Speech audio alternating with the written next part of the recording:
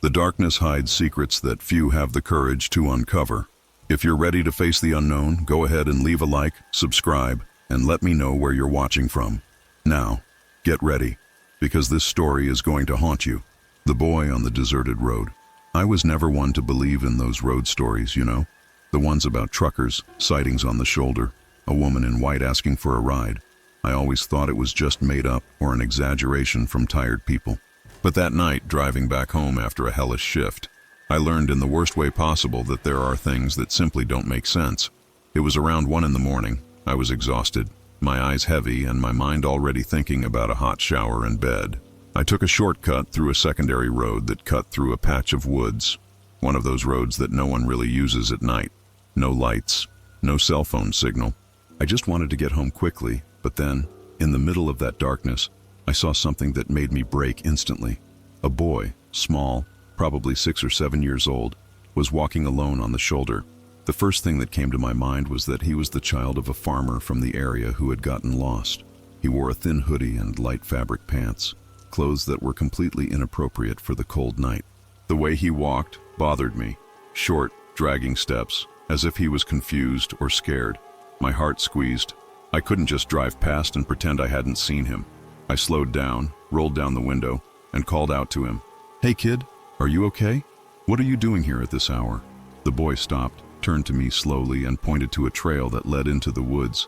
His voice was low, almost a whisper. "My mom fell. She needs help." I hesitated. Everything inside me told me something was wrong. Who leaves a small boy alone in the middle of the road at night? But at the same time, what if his mother really had fallen and was hurt in the woods? I couldn't just leave. I sighed, turned off the engine, and grabbed the flashlight from the glove compartment. "Okay, show me where she is." The boy didn't say anything, just turned and started walking down the trail. The woods were dense, the dry branches cracking under my feet, and the flashlight barely cut through the darkness that seemed to swallow me. The further we walked, the farther we got from the road. The silence was complete, only broken by the sound of our footsteps and the wind rustling the trees. My chest started to tighten, and an unease grew inside me, that feeling that something was just not right. After a few minutes of walking, I looked at the boy. He was walking ahead of me, dragging his steps, no hurry, showing no emotion. That's when something hit me like a punch in the stomach. Throughout all this time, he hadn't looked back once. It was like he knew exactly where he was going, but at the same time, he didn't seem in any hurry to get there. My instinct screamed at me to stop, turn around, and run. But what if his mother was really hurt? I tried to calm myself, telling myself I was just tired, that my mind was playing tricks on me. Then I called out to the boy, "Hey, is it far?" He stopped. He stood there, with his back to me, motionless. Time seemed to stretch in a strange way. My heart raced. That's when I realized I had made a huge mistake. I swallowed hard and took a step back. The boy was still standing, his back to me, not saying anything. The flashlight trembled in my hand, and the beam of light barely illuminated what was in front of me. The silence around us seemed to grow heavier, as if the woods had held its breath along with me. "Kid?" I called again, trying to keep my voice steady, but already feeling fear crawling up my spine. That's when I did what I shouldn't have done. I pointed the flashlight directly at him, and what I saw took my breath away. He was still there, standing, but he didn't look the same. His posture was strange, too rigid, and the most terrifying part, his shadow didn't match his body. The beam of light cast a silhouette on the ground that was wrong, taller, with longer arms, and the head seemed tilted in a way that defied all logic. My breathing became ragged, and a primal instinct took over me. I needed to get out of there, fast. I took a step back, then another, trying not to make noise. But then, in that oppressive silence, I heard it. Footsteps, not mine. Footsteps behind me. Slow, heavy, the kind of sound you feel in your chest even before you hear it. The air turned cold, and a chill ran down my neck. My body froze, as if my brain knew that any wrong move could be my doom. I turned my head, very slowly, and let the flashlight illuminate the way back. There was nothing there, but the footsteps kept coming, getting closer. Fear took over me in a way I had never felt before. Every fiber of my body screamed at me to run, but my legs felt frozen to the ground. The boy, or whatever it was still standing, and his shadow seemed to move on its own, like it was alive.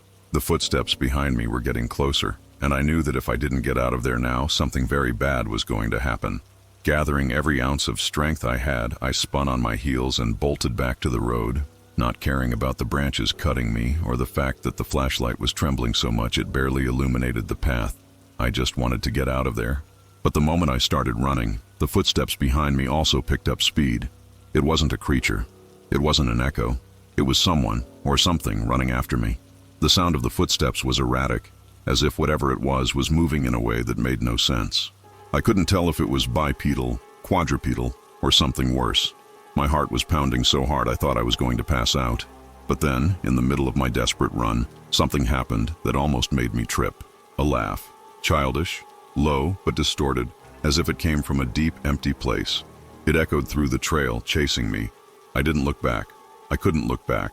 My only thought was to reach the road, reach the car, get out of there before it was too late. My chest burned. My legs were ready to give out. But I kept running as if my life depended on it. And maybe it did. The worst part was that the road seemed farther away. I knew I hadn't gone that deep into the woods, but now the trail seemed endless. Fear turned into desperation. Was I trapped here?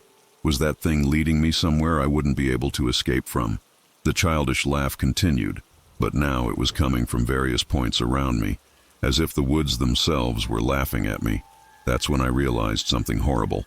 I couldn't hear my own footsteps anymore. I was running, but the sound of them had vanished. All that was left were the footsteps of that thing behind me. Then, out of nowhere, a flash. The headlights of my car. The road. My feet hit the asphalt as if I had crossed some invisible barrier. I ran straight to the car door, threw myself inside, and slammed the door with such force the glass shook. My hands were sweating so much I could barely turn the key in the ignition. But when the engine finally roared and the headlights lit up the trail, there was nothing there. No sign of the boy. No footprints. No sounds. The woods were still, as if nothing had happened. But I knew there was something there. And somehow I had only escaped because I had been fast enough. I slammed the gas pedal without thinking twice, tearing out of there as fast as I could. My hands were trembling on the wheel, and my heart still felt like it was going to explode.